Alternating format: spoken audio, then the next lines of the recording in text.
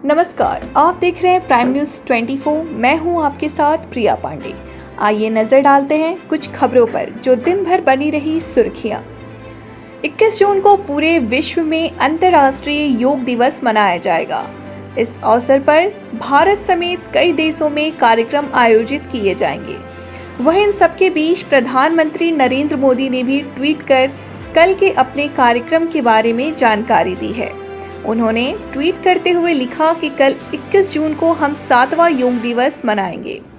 इस वर्ष का विषय योग फॉर वेलनेस है, जो शारीरिक और मानसिक कल्याण के लिए योग का अभ्यास करने पर केंद्रित है। उन्होंने कहा कि वे कल सुबह करीब 6:30 बजे योग दिवस कार्यक्रम को संबोधित करेंगे। दिल्ली के सीएम केजरीवाल ने दिल्ली में मेडिटेशन और योग विज्ञान में 1 साल का डिप्लोमा कोर्स शुरू किया, जिसमें लगभग 450 उम्मीदवारों ने अपना नामांकन कराया है। उन्होंने कहा कि 1 अक्टूबर से ये प्रशिक्षक दिल्ली के विभिन्न हिस्सों में लोगों को निःशुल्क प्रशिक्षण देंगे।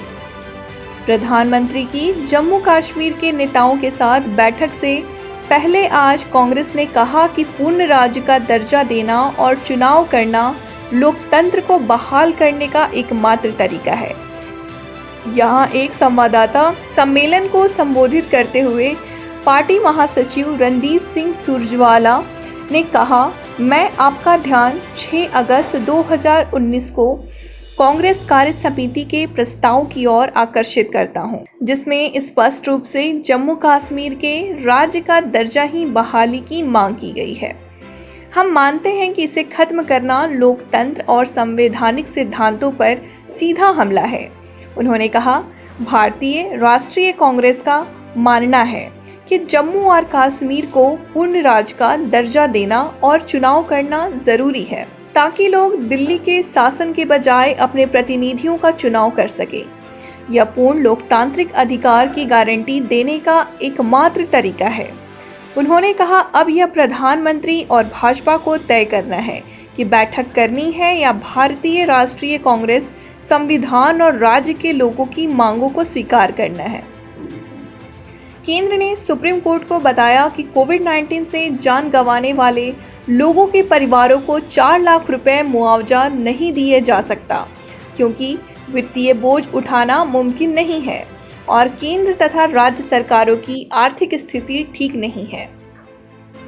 लोक जनशक्ति पार्टी में पद और पावर को लेकर चिराग पासवान और उनके चाचा और लोजपा के एमपी पशुपति कुमार पारस के बीच खींचतान जारी है। आज सुबह चिराग पासवान ने दिल्ली में राष्ट्रीय कार्यकारिणी की बैठक बुलाकर अपने चाचा को अपनी ताकत दिखाई।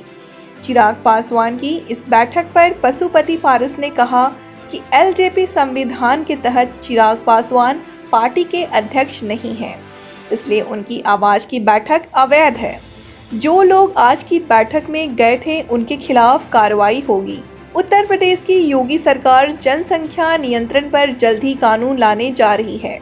राज्य विधि आयोग ने जनसंख्या नियंत्रण के कानून का मसौदा बनाना शुरू कर दिया है। जल्द आयोग इसका मसौदा तैयार कर सरकार को सौंपेगा। जनसंख्या नियंत्रण पर कानून बनने के बाद उत्तर प्रदेश में अब 2 से अधिक बच्चों के माता पिता को आने वाले समय में सरकारी सुविधाओं और सब्सिडी से वंचित होना पड़ सकता है। भारत और न्यूजीलैंड के बीच खेले जा रहे वर्ल्ड टेस्ट चैंपियनशिप का फाइनल बारिश से प्रभावित रहा। मैच की शुरुआत भारत के लिए अच्छी नहीं रही और टीम ने जल्द ही विराट कोहली के रूप में बड़ा विकेट गंवा दिया। इसके बाद उसके ऋषभ पंत भी 4 रन बनाकर चलते बने। वहीं 78वें ओवर में वैगनर ने अच्छी बल्लेबाजी कर रहे रहाणे को 49 रन पर चला दिया। इसके लिए उतरे अश्विन रविंद्र जडेजा के साथ बढ़िया बल्लेबाजी कर रहे थे, लेकिन टीम सऊदी ने उन्हें आउट किया। पहले सत्र का खेल समाप्त होने तक भारत का स्कोर 7 विकेट के नुकसान पर 211 रन रहा। दूसरे सत्र शुरू होते ही फाइनल जेमिसन ने ईशांत और बुमराह के रूप में भारत के 2 और झटके दिए। भारत का अंतिम विकेट रविंद्र जडेजा के रूप में गिरा। भारत ने पहली पारी में 217 रन बनाए।